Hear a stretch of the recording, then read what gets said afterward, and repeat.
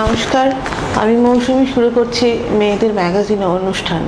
আজকের বিষয় এই প্রচণ্ড গরম, এই প্রচণ্ড দাবদাহে কীরকম থাকবেন, কীভাবে থাকলে আপনারা ভালো থাকবেন, এই বিষয়ে আলোচনার জন্য আমাদের মধ্যে স্টুডিওতে রয়েছেন doctor Atanu Roychowdhury, assistant professor of medical college. নমস্কার ডাক্তারবাবু। নমস্কার।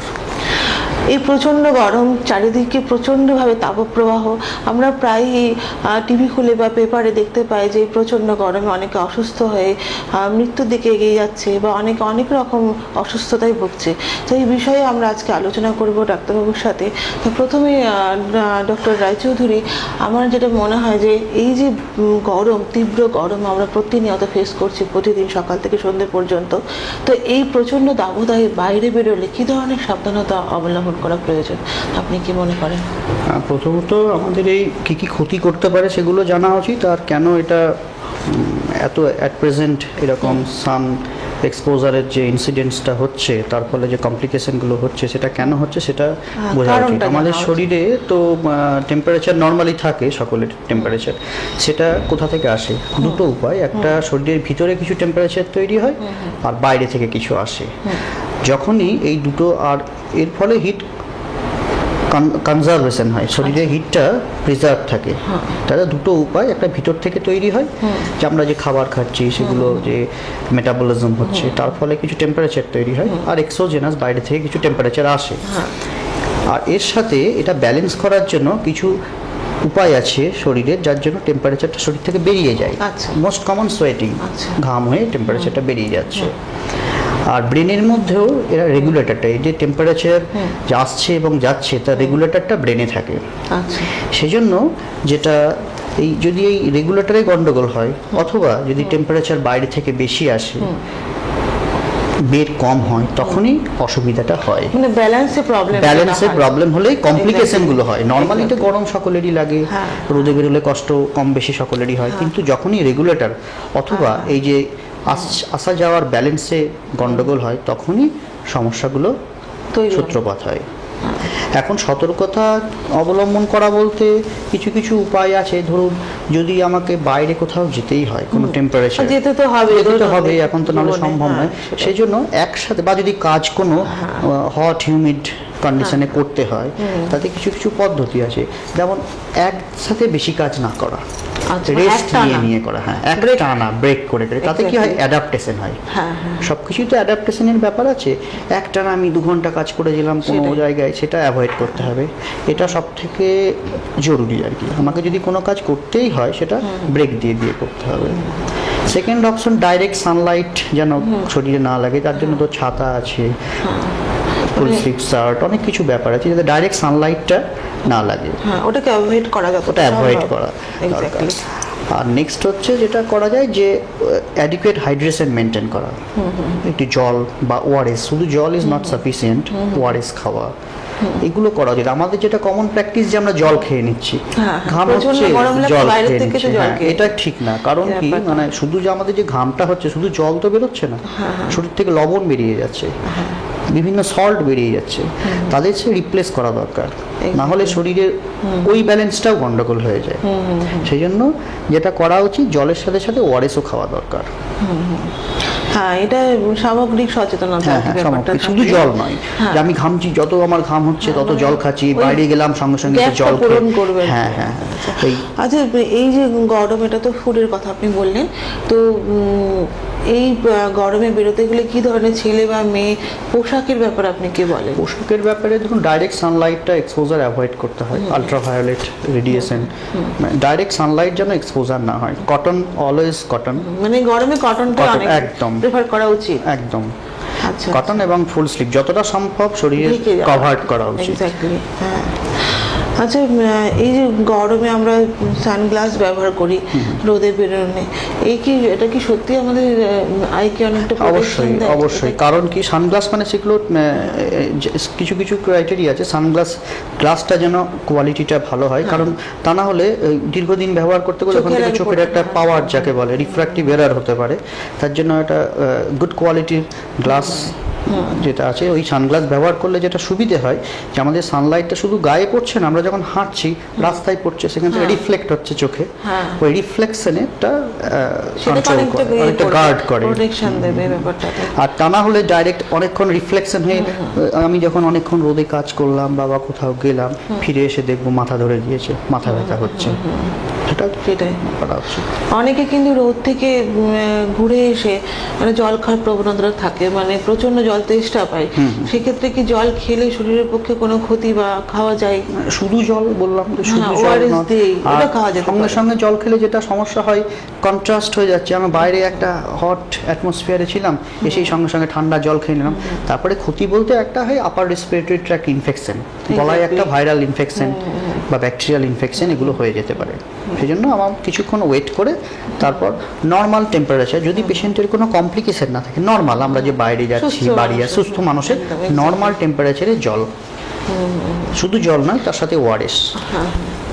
আর এই যে রাস্তায় আমরা প্রায় দেখা যায় যে বিভিন্ন ধরনের ড্রিঙ্কস পাওয়া যায় বা কাটা ফল, এই ধরনের বাচ্চাদের বিশেষত এই ড্রিঙ্কসের উপরে একটা, কোল্ড ড্রিঙ্কসের উপরে একটা প্রবণতা থেকেই যায়, গরমকাল মানে একটা আইসক্রিম খেয়ে নিই, এরকম একটা ব্যাপার থাকে। তো সেই ক্ষেত্রে এই যে প্রচণ্ড দাবদাহ, সেই ক্ষেত্রে কি তার আইসক্রিমটা অ্যাভয়েড করা উচিত বা কোল্ড ড্রিঙ্কস রাস্তায় চলাকালীন অ্যাভয়েড করা উচিত? হ্যাঁ, এটা কিছু কিছু ব্যাপার আছে। ধরুন রাস্তায় চলাকালীন আমরা যেটা দেখি সবসময় তো কোল্ড ড্রিঙ্কস পাওয়া যায়, অনেক সময় অনেক জল থাকে, ঠান্ডা পানীয় লেবু টেবু দিয়ে করছে, 2 নম্বর কোল্ড ড্রিঙ্কস, 3 নম্বর আইসক্রিম বিভিন্ন রকমের হয়, এমনি লম্বা বিভিন্ন রকম আইসক্রিম। এটার ক্ষেত্রে যেটা বা কাটা ফল যেটা বললেন, এই সবগুলোই প্রেফারেবলি অ্যাভয়েড করা উচিত। কারণ কি, এই যে জল আমাদের বাইরে যে জলগুলো আমরা খাই, ঠান্ডা পানীয়, মানে আমি বলছি না ক্যান্ড যেগুলো, মানে যেগুলো এমনি বিক্রি হয় জল লেবু টেবু দিয়ে করছে, ওগুলো থেকে হেপাটাইটিসের প্রবণতা খুব বাড়ে। আচ্ছা আচ্ছা। এই জন্য জলটা সবসময় সেফ ওয়াটার, যেটা সেফ ড্রিঙ্কিং ওয়াটার খাওয়া উচিত। বাইরে ওই জলগুলো সিল এবং পিউরিফাইড যে ব্যাপারটা, মিনারেল ওয়াটার বাইরে গেলে। আর 2 নম্বর যে আইসক্রিমের কথাটা বললেন, রাস্তায় তো আইসক্রিম ওই যে এক্সট্রিম, সেটা যেটা হয় সেটা আপার রেসপিরেটরি ট্র্যাক্ট ইনফেকশনের প্রবণতা অনেক বেড়ে যায়, বা সেকেন্ডারি বাচ্চাদের বিশেষ করে আপার থেকে ঝট করে লোয়ার রেসপিরেটরি ট্র্যাক্ট ইনফেকশন, সর্দি কাশি জ্বর এগুলো শুরু হয়ে যাবে। ওগুলো অ্যাভয়েড করা উচিত। নর্মাল যদি খুব অসুবিধা হয়, নর্মাল টেম্পারেচারে জল অ্যান্ড ওআরএস, এটা তো অবশ্যই। আর একটা ডক্টর রায়চৌধুরী, আমাদের এখন তো মার্কেটে সানস্ক্রিন লোশন বেরিয়েছে, এই সানস্ক্রিন লোশন আমরা প্রত্যেকে প্রতিনিয়তই মাখি আর কি, সকাল থেকে সন্ধ্যে পর্যন্ত। তো এই সানস্ক্রিন কি সত্যি করে আমাদের স্কিনকে গার্ড দেয় বা এটা কি মাখার কি উপকারিতা আছে? হ্যাঁ, যদি সানস্ক্রিন প্রপার ওয়েতে ইউজ করা যায়, আমাদের এখানে যে স্কিনের যে হার্মগুলো হয় ডাইরেক্ট সানলাইট এক্সপোজারে, সেগুলো তো অ্যাভয়েড কিছুটা, পুরোটা না হলেও কিছুটা হয়।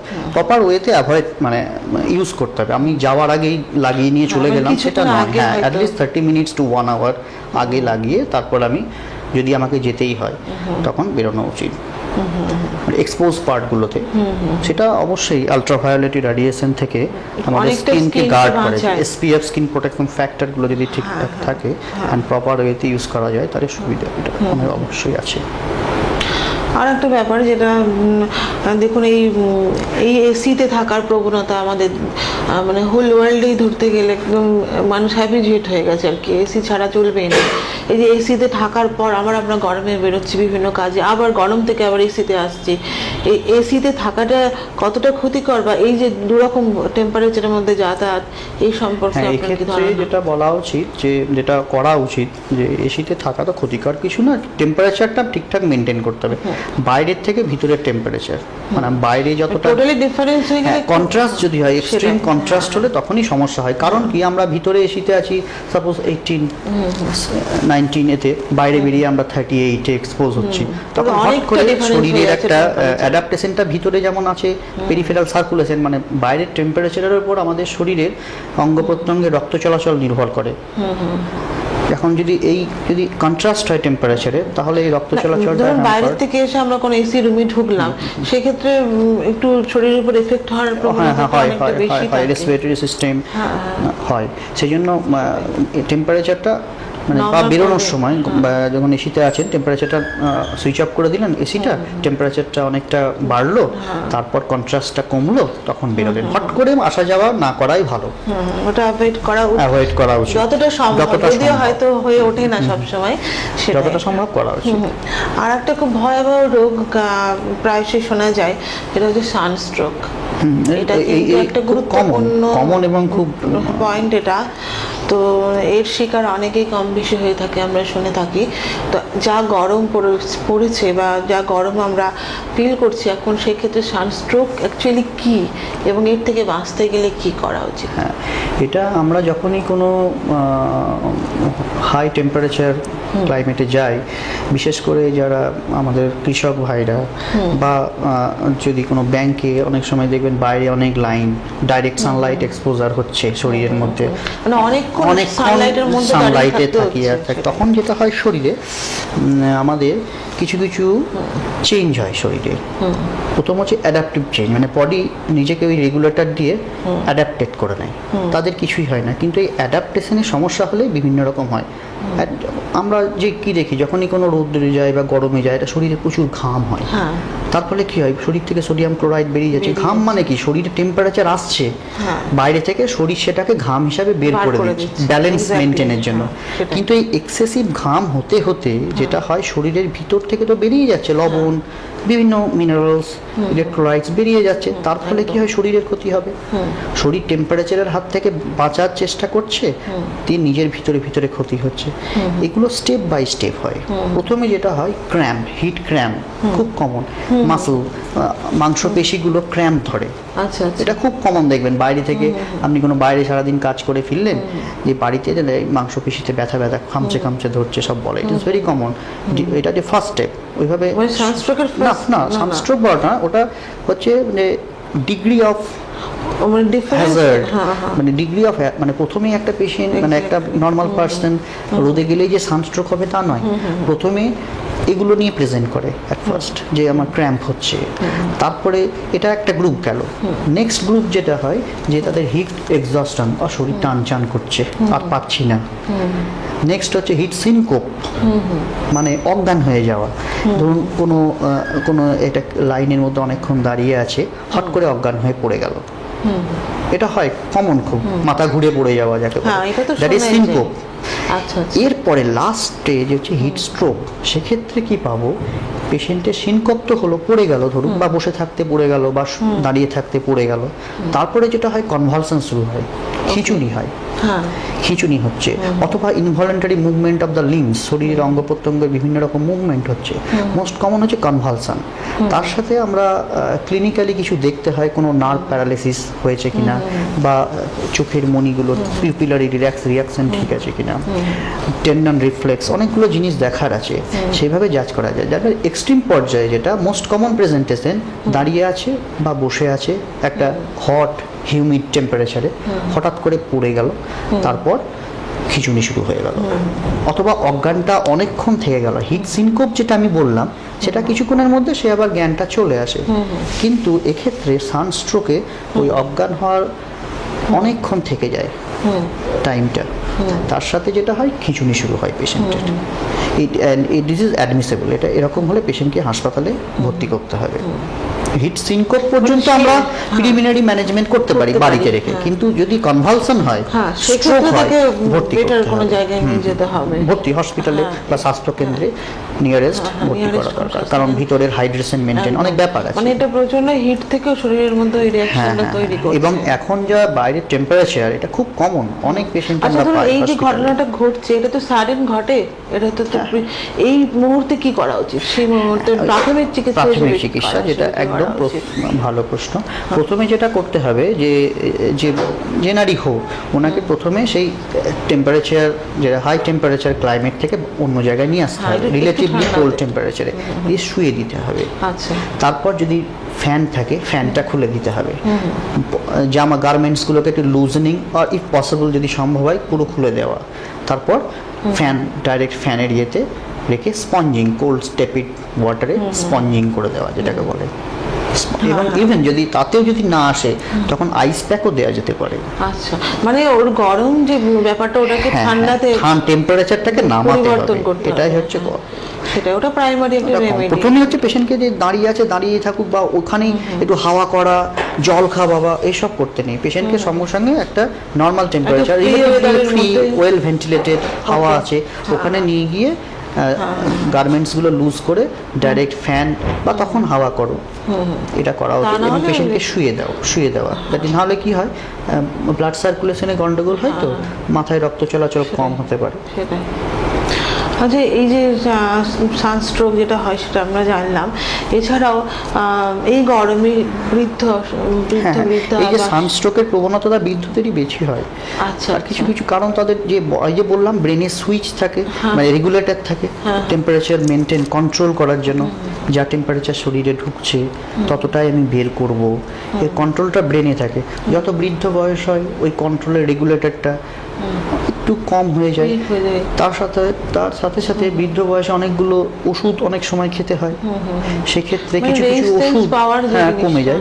আর তাছাড়া কিছু কিছু ওষুধও আছে যেটা নর্মালি খায় অনেকে, যেমন ঠান্ডা লাগা ওষুধ, অ্যান্টিহিস্টামিনিক্স বা অনেকে খায় ট্রাইসাইক্লিক অ্যান্টিডিপ্রেসেন্ট, মানে মধ্যে কথা কিছু কিছু ওষুধ আছে যেগুলো খেলে এই সানস্ট্রোক প্রবণতা বাড়ে।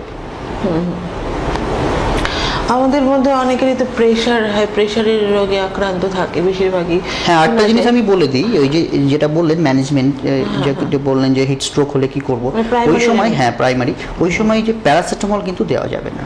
মানে একটা গরম আছে শরীরে, একটা প্যারাসিটামল তো এখন ঘরে ঘরে ব্যবহার করা হচ্ছে, জ্বর এলো ক্যালপল পাইরিজেসিক, ওটা এক্ষেত্রে দিস ইজ নট ফিভার, এটা কিন্তু জ্বর নয়, এটা শরীরের টেম্পারেচার বাড়ছে, দুটোর মধ্যে ডিফারেন্স আছে। জ্বর হচ্ছে একটা অন্য জিনিস, সেপারেট। জ্বরের জন্য প্যারাসিটামল, কিন্তু এটা শরীরের তাপমাত্রা বাড়ছে কিন্তু জ্বর নয়, এটার মধ্যে আবার ডিফারেন্স আছে অনেক। সেই জন্য এটা বলা দরকার যে এরকম ক্ষেত্রে যে রোদ্দুর অথবা গরমের জন্য যদি টেম্পারেচার শরীরের বাড়ে, প্যারাসিটামল অ্যাভয়েড করতে হবে, দেওয়ার কোনো প্রয়োজনীয়তা নেই। মানে ফ্রি একটা ওয়েদার দিয়ে শরীর গরম হয়েছে বাইরের কারণে সেটাকে ঠান্ডা করতে হবে, সেটাই। আর ভিতরের কারণে গরম হলে দ্যাট ইজ ফিভার, সোজা কথায়, তখন বাইরে থেকে ওষুধ দিতে হবে। এটা বাইরের কারণে শরীরের টেম্পারেচার তখন সানস্ট্রোকের পর্যায়ে পড়ছেও না, এটা ভিতরের কারণে যদি হয়ে থাকে এই জিনিসটা।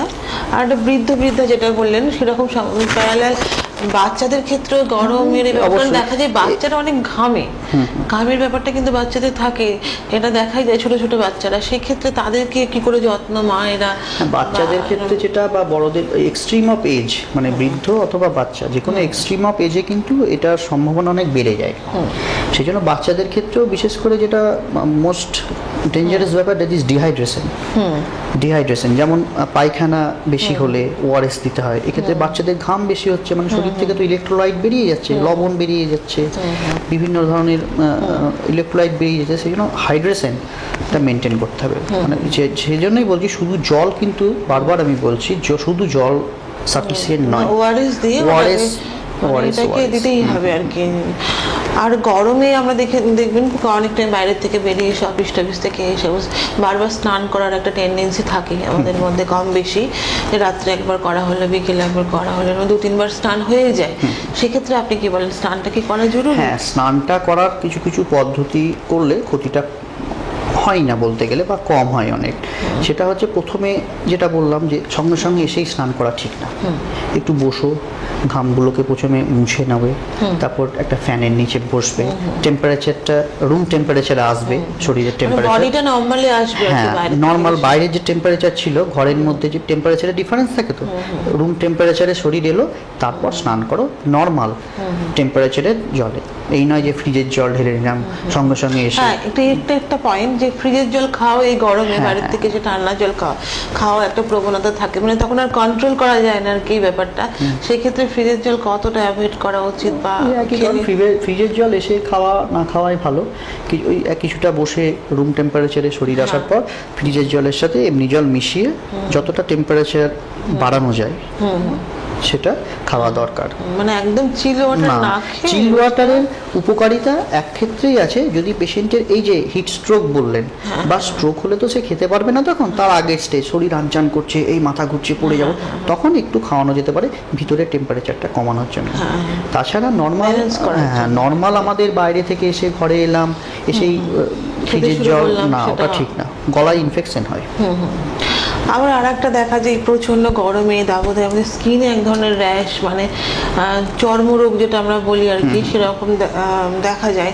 তো এই সানলাইটের সঙ্গে চর্মরোগে নিশ্চয়ই একটা কানেকশন রয়েছে, তো সেই ক্ষেত্রে ওটা প্রোটেকশন নিতে গেলে আমরা ওটা প্রোটেকশন, ওই যে কি ধরনের চর্মরোগ হয়? অনেক ধরনের হয়। ধরুন চর্মরোগ বিভিন্ন কারণে হতে পারে, ডাইরেক্ট সানলাইট পড়লে হতে পারে, হ্যাঁ, যেটা ফটো টক্সিসিটি বলে, সানলাইট স্কিনে পড়ে স্কিনের ক্ষতি করছে। অথবা ধরুন সোয়েটিং হয়, অনেক সোয়েটিং থেকে সোডিয়াম সল্ট বেরোয়, সল্টগুলো ডিপোজিট এক্সেসিভ হলে হতে পারে। আচ্ছা, এই চর্মরোগের একটা তো ঘামাচি, যেটা কমন আমাদের পেয়ে থাকে। তারপরে ধরুন হতে পারে যে এই যে ইচিং হয়, এটা চুলকোনা হয়, সেই নখ দিয়ে চুলকোনার পরে স্ক্র্যাচ হয়ে সেখানে সেকেন্ডারি ইনফেকশন হয়ে গেল, সেখান থেকে হতে পারে। সেই জন্য স্কিনে যেটা করা উচিত সেটা হচ্ছে যে সোয়েট থাকলে সেটাকে তুমি ভালো করে, মানে ঘাম হলে ঘামটাকে মুছে নেবে, তারপর সানস্ক্রিন লোশন ব্যবহার করবে বেরোনোর আগে, আর ডাইরেক্ট সানলাইট এক্সপোজারটা যতটা সম্ভব অ্যাভয়েড করবে, তাহলে ইনসিডেন্সের, আর প্রপার হাইজিন, ভালোভাবে স্নান করা প্রতিদিন একবার, পরিষ্কার পরিচ্ছন্নতা, প্রপার পরিষ্কার পরিচ্ছন্নতা মেনটেন করা যদি হয়, সানস্ক্রিন লোশন যদি ব্যবহার করা যায়, আর যদি আমি ডাইরেক্ট এক্সপোজার যদি অ্যাভয়েড করতে পারি, সানলাইট, ছাতা ব্যবহার বা ফুল স্লিভ, এগুলো করলে এই চর্মরোগের সম্ভাবনাটা অনেকটাই কমবে আশা করি। এই চর্মরোগ থেকে আরেকটা যে জিনিসটা আমাদের মানে মনে হয় যে খাবার জন্য হয়তো কোনো রিচ খাবার, কোনো খাবার খেয়ে ওই গরমে অনেক টাইমে অসুস্থতার কারণ হতে পারে শোনা যায়। তো সেই ক্ষেত্রে আপনার কি ধরনের ফুড হ্যাবিট করা দরকার এই প্রচন্ড তীব্র গরমে? এটা আপনি কি? প্রথম হচ্ছে এই গরমে কোনো নিমন্ত্রণ বাড়ি অ্যাভয়েড করাই দরকার, এটা একদম খুব দরকার না, কারণ নিমন্ত্রণ বাড়িতে এই গরমে মানে প্রপার হাইজিন মেনটেন করাটা ইজ ভেরি ডিফিকাল্ট। আর শরীরের মানে আমাদের যে ডাইজেস্টিভ পাওয়ার, হজম শক্তি যাকে বলে, সেটা কিন্তু এই এক্সট্রিম টেম্পারেচারে কমে যায়। সেজন্য অ্যাসিডিটির প্রবণতা, পেটের মধ্যে অ্যাসিড বেরোনোর প্রবণতা গরমে বেশি হয়। সেজন্য প্রপার মানে ইজিলি ডাইজেস্টেবল ফুড, যেটাকে বলে সহজপাচ্য খাবার খাওয়া খুব জরুরি। আর রাত্রিবেলায় অর্ধেক পেটে খাওয়া, ফল বেশি করে খাওয়া। কি ধরনের ফল খাওয়া? সিজনাল ফ্রুটস, সিজনাল ফ্রুটস, যদি পেশেন্টের ডায়াবেটিস না থাকে, সিজনাল ফ্রুটস খাওয়া, জল বেশি করে খাওয়া, বাইরের খাবার, ড্রাইড ফ্রাইড ফুড এগুলো অ্যাভয়েড করা। এই যে বাইরে fuchka, egg roll, chow mein, fast food বলতে যেটা বোঝায়, ওগুলো একদম গরমে না খাওয়াই উচিত। বাড়ির তৈরি সহজপাচ্য খাবার, জল বেশি, তার সাথে সিজনাল ফ্রুটস। আজকে যে বিষয় যে এই প্রচন্ড গরমে, এই দাবদাহে তীব্র গরমে কিভাবে সুস্থ থাকবেন, তো এই প্রসঙ্গে আপনি সংক্ষেপে দর্শকদের জন্য কি বলবেন? হ্যাঁ, এই যে গরমে প্রথম যতটা সম্ভব ডাইরেক্ট সানলাইট, সূর্যের রশ্মি যেটা, সেটা শরীরে ডাইরেক্ট অ্যাভয়েড করতে হবে। সেটা জামা কাপড়, পোশাক, খাবার কোনো অ্যাভয়েড করা। 2 নম্বর হচ্ছে যেটা করা উচিত, যে খাবার ফুড হ্যাবিটটা যেটা চেঞ্জ করা উচিত, normal food habit, healthy food habit, বাইরের খাবার কম খাওয়া। আর 3 নম্বর কোনো কাজ যদি অ্যাভয়েড করলে ভালো, করাই ভালো এই গরমে। আর তার থেকে যেটা প্রয়োজন সেটা হচ্ছে কোনো কাজ যদি আমাকে করতেই হয়, সেটা আমাকে ব্রেক করে করে করা উচিত, রেস্ট নিয়ে করা যাকে বলে। আর ওআরএস, শুধু জল মানে সাফিসিয়েন্ট নয়, তার সাথে ওআরএসও খেতে হবে। আর যদি কখনো মাথা ঘুরে, গরমে থেকে মাথা ঘুরছে, গা ঘামছে, বসে না পড়ো, ফ্যানের নিচে বসে থাকো। আমি জোর করে কোনো কাজ করব না এই গরমে, অসুবিধা হচ্ছে আমি বসে পড়বো ফ্যানের নিচে, ছায়াতে যাব, বা কৃষক ভাইদের জন্য যদি বাইরে কোনো হচ্ছে তাহলে আমি বাইরে গেলাম, কোনো গাছের নিচে একটু বসলাম, হাওয়া খেলাম, তারপর আবার নেক্সট কাজ শুরু করলাম। বা যদি কেউ কোনো গৃহিণী বাইরে বাজার করতে যাচ্ছে, ডাইরেকশন কোনো অসুবিধা হচ্ছে, রেস্ট, মানে আনইজি কিছু ফিল হলে কিছুক্ষণ রেস্ট নেওয়া, তাহলেই অনেকটা অ্যাভয়েড করা যায়। আর যদি কখনো কমপ্লিকেশন হয়, কোনো খুব অসুবিধা হয়, তখন কিছুক্ষণ শুয়ে থাকুন, তারপর জল খান, ফ্যানের হাওয়া নিন, তারপরেও কমলো না, নিকটবর্তী স্বাস্থ্যকেন্দ্র বা হাসপাতালে গিয়ে কোনো ডাক্তার পরামর্শ প্রাইমারি। অসংখ্য ধন্যবাদ আপনাকে। আপনারা এতক্ষণ দেখছিলেন মেয়েদের ম্যাগাজিন এই অনুষ্ঠান। আজকের বিষয় ছিল এই প্রচণ্ড তীব্র গরমে আপনারা কেমন থাকবেন। এই বিষয়ে আমরা ডক্টর রায়চৌধুরীর কাছে অনেক কিছু জানলাম এবং অনেক বিবরণ উনি দিলেন, এবং তার থেকে আপনারা এবং আমরা জানলাম যে কীরকমভাবে গরমে সুস্থ থাকতে হবে, আমাদের কীরকম প্রোটেকশন আমাদের নিতে হবে। আমরা পরবর্তী শুক্রবার আবার ফিরে আসবো মেয়েদের ম্যাগাজিনে অনুষ্ঠানে। শুভরাত্রি।